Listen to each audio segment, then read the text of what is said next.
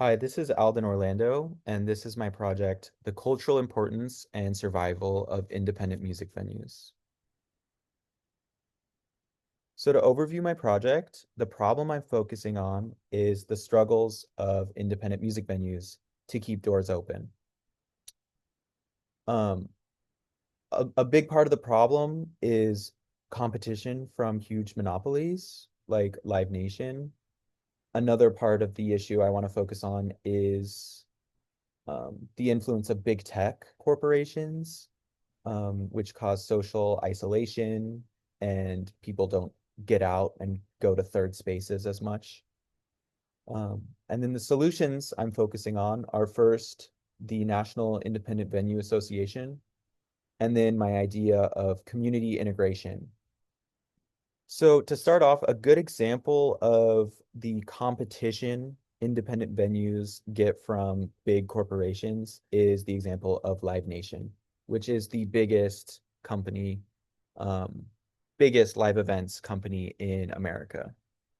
Um, Live Nation and Ticketmaster control 80% of the global ticketing market, and they have one of the worst CEO to worker pay discrepancies. They have a vertically integrated business model, which allows them to invest profits from high margin sectors into their low margin sectors so they can artificially kind of manipulate their growth and dominance, especially because they control the entire ticketing market as well. Independent venues don't have access to the same deals and sponsorships, and they don't have the control that these companies do, which makes business really difficult. A good example of how corporations homogenize the music industry, the live events industry, is the case of the Echoplex in Echo Park, which started out back in the 50s as a Mexican restaurant called El Nayarit, and it served its community for over 50 years. It was a really important place for the um, Latino community in Echo Park.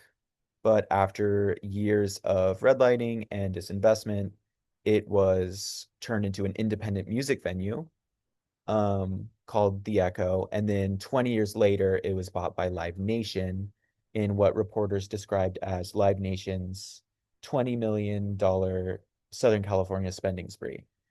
So they're not only doing arena shows, they're also buying up these smaller venues and pretty much swallowing up all the venues. Most of LA's venues are owned by either Live Nation or AEG.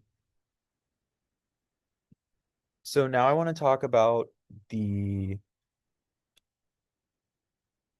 the other side of things, which is that big tech companies also pose a threat to independent music venues. Obviously, social media companies want users to spend as much time online as possible. So people are doom scrolling and spending excessive time online. And what basically happens is our free time, uh, the purest of human joys, is commodified by corporations. Um, Studies suggest that Americans will spend 9 years of their lifetime on iPhone, and all of these effects, coupled with the effects of the pandemic, have turned out to be really bad for independent music venues.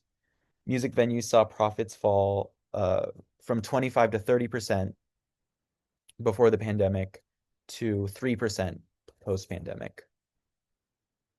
So moving on to solutions. First, I want to talk about NIVA, National Independent Venue Association. Started during the pandemic, and it's basically the voice for independent venues and promoters.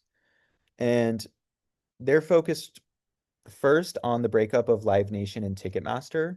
They're looking at ticketing reform. Um, and then they're also looking at public policies like tax cuts and tax rebates for independent music venues.